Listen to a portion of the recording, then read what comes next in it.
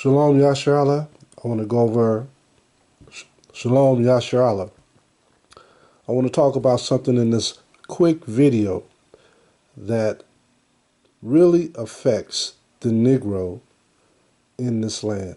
Not only just the Negro, but all the other 12 tribes of Israel of indigenous Indian and Native American that are here in this place. Let me show you the curse that really affects us. No, not to say that all the curses don't affect us. Every single curse affects us. But when it comes down to time and space, this is the curse that affects us. And listen to what it says. This is Deuteronomy 28, verse 65.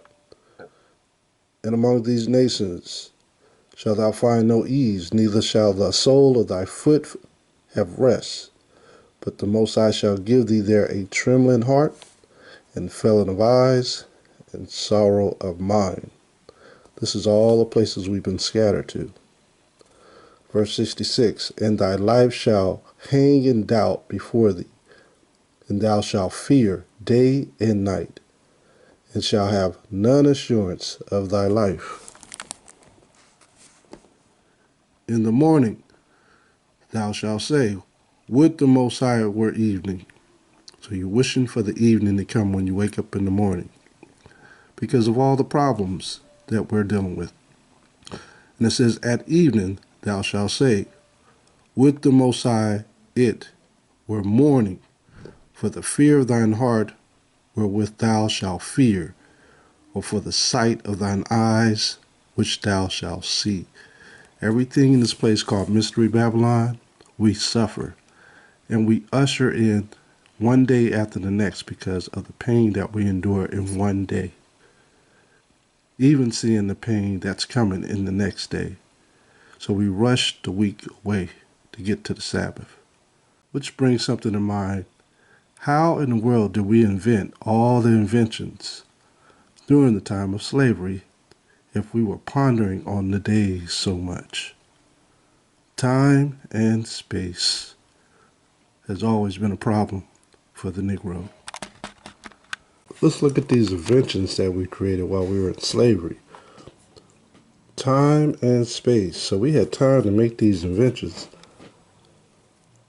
This is a book called African American Inventions and Inventors. Your Little Black Book, Volume 1. Alright. So this goes through a list of inventions that we created. Most of the time we were either getting out of slavery or in slavery. And we made these inventions because it was like working for Pharaoh. We were making bricks with no straw, right? But Andrew Beard invented the railroad car, a coupler. So he found the need to make this to make things easier. Here's Andrew Beard again. Also invented the rotary steam engine. Patent July 5th, 1892. All throughout this book is talking about all the inventions that we created. We invented everything, but we still were threatened with our time. This is Orville Slaughter's invention. The distress radio is used on ships and planes in case of emergency. All right. Every time our total is calculated at a store, we should think of E.A. Hillier, 1890 invention, the cash register. All these things were made or invented because we were doing things at a high volume using our minds. We were very educated, very intelligent, but we made things to be so much easier for ourselves, like a cash register, like a portable refrigerator in 1949. Before this, there was no refrigerators, right? 1852, we invented a shoe machine. How about the gas mask by Garrett Morgan in 1914? How about J.W. Smith's May 4th, 1897 lawn sprinkler? Got tired of using the water hose to water the farms and the gardens. Edmund Berger invented the spark plug, but did not patent it. So right here is what you see. A lot of the things that we invented was not patent. A lot of things Our captors took our inventions and patented and got paid. A lot of them are rich today because they patent our inventions. The Ironing Board by Sarah Boone.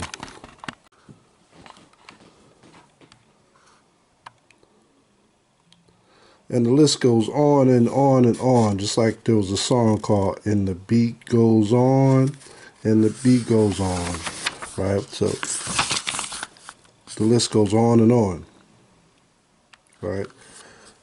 But it all comes down to time and space. And this is something we had difficulties doing because of Deuteronomy chapter 28, verse 66 and 67.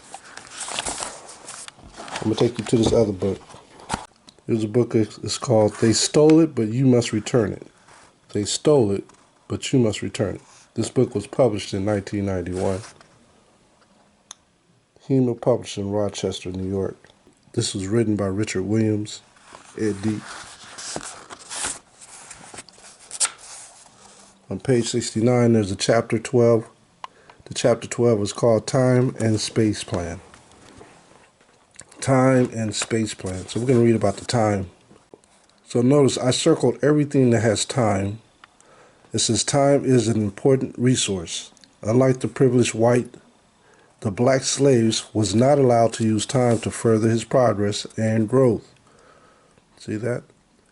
So in other words, we were too busy working. We were too busy being a homeborn slave where we were occupied with working, while the so-called white man was not occupied with work and kept us busy doing the work while he was doing other things. The black slave was deprived of both time and economics. By not having any control over his personal time, the black slave lost his sense of time. Just like today, we lost our sense of time.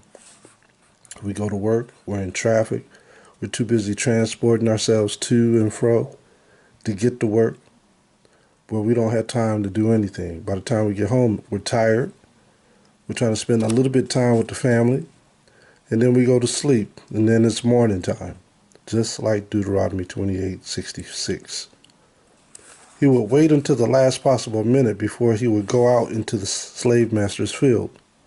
After all, what human being would want to get up early in the morning and go on a job where he will receive no appreciation or reward?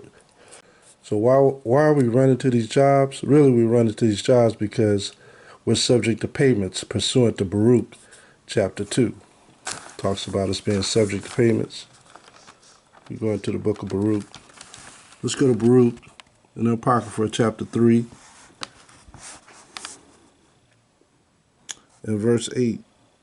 Baruch chapter 3 verse 8. Behold, we are yet to stay in our captivity, where thou hast scattered us. We've been scattered to these other nations. To serve what? Slavery. For a reproach and a curse, that's slavery.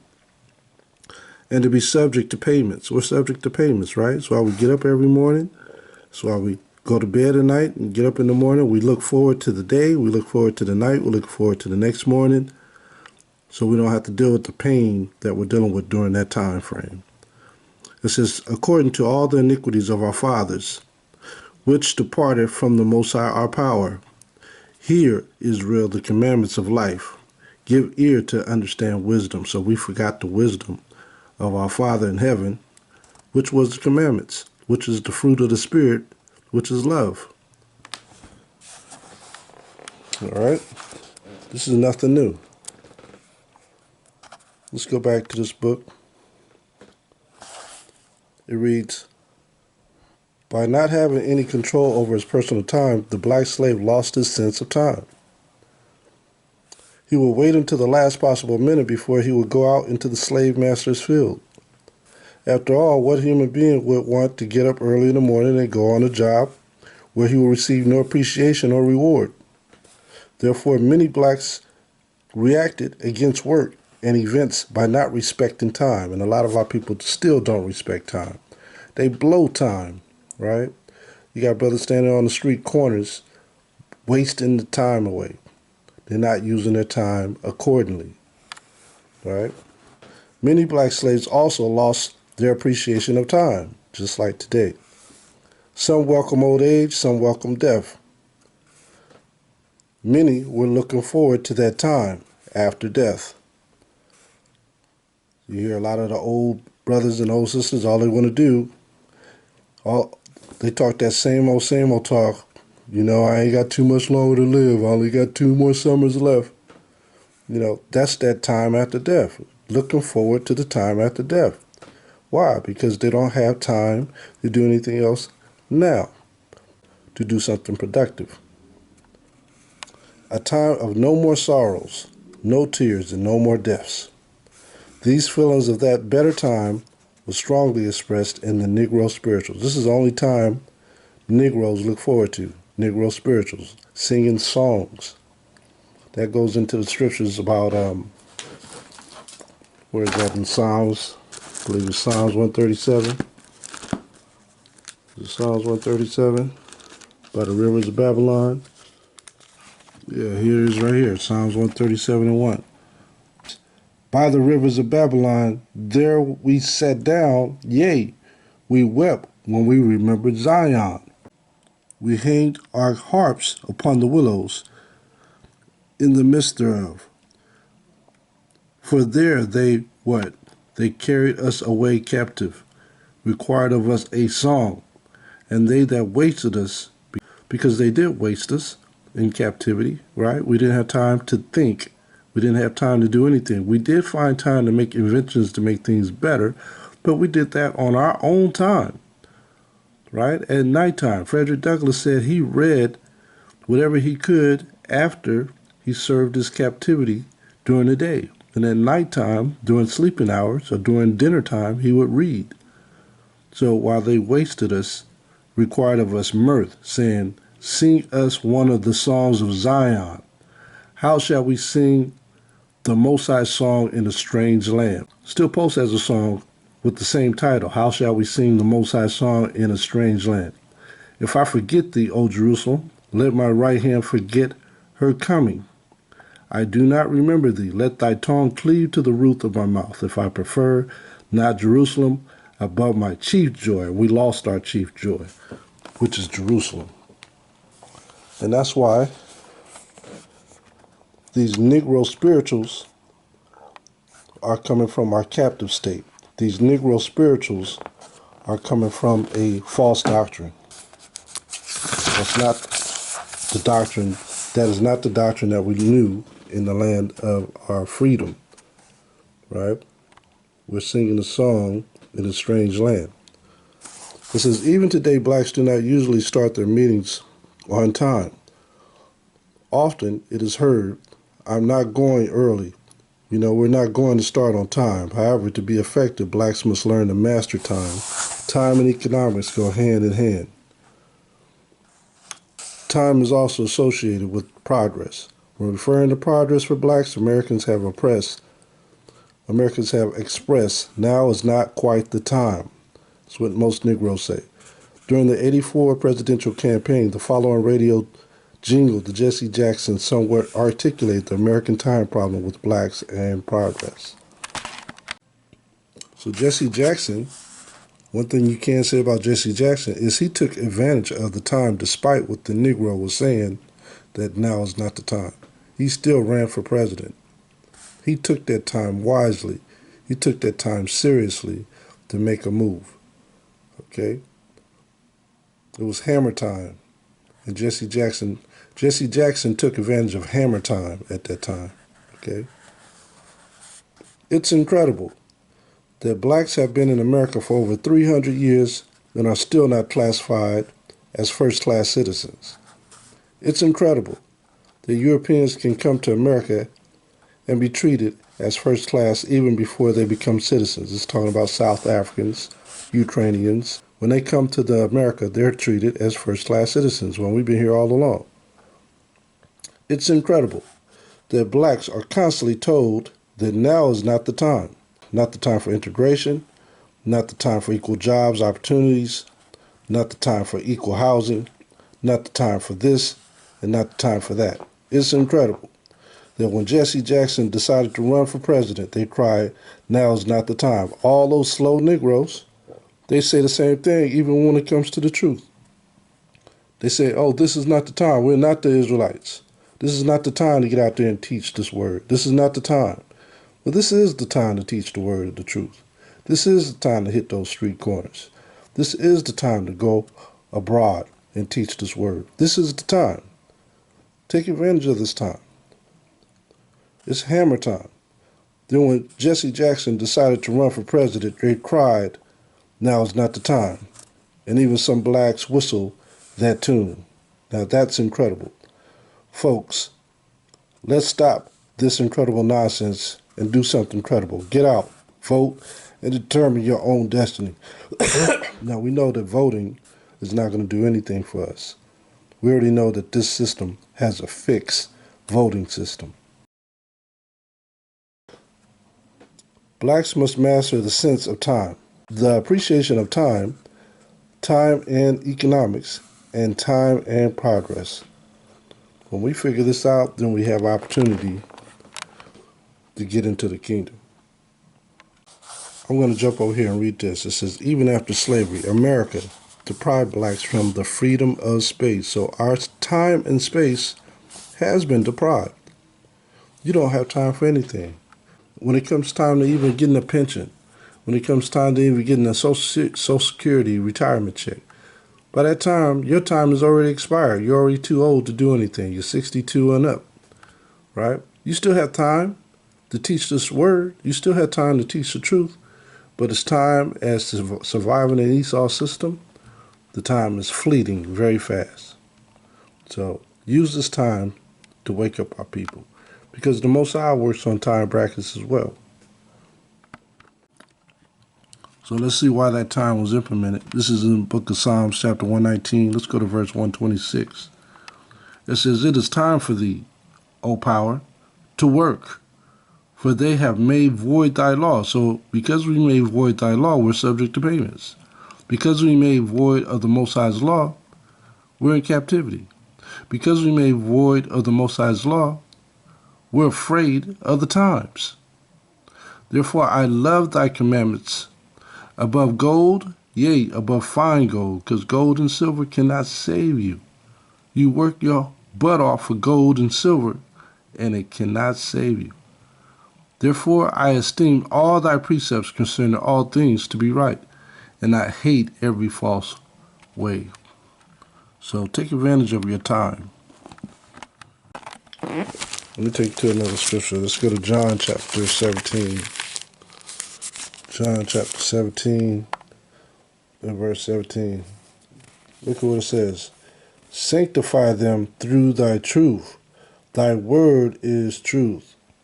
So what is it saying? Teach the truth with all your might. Sanctify them through thy truth.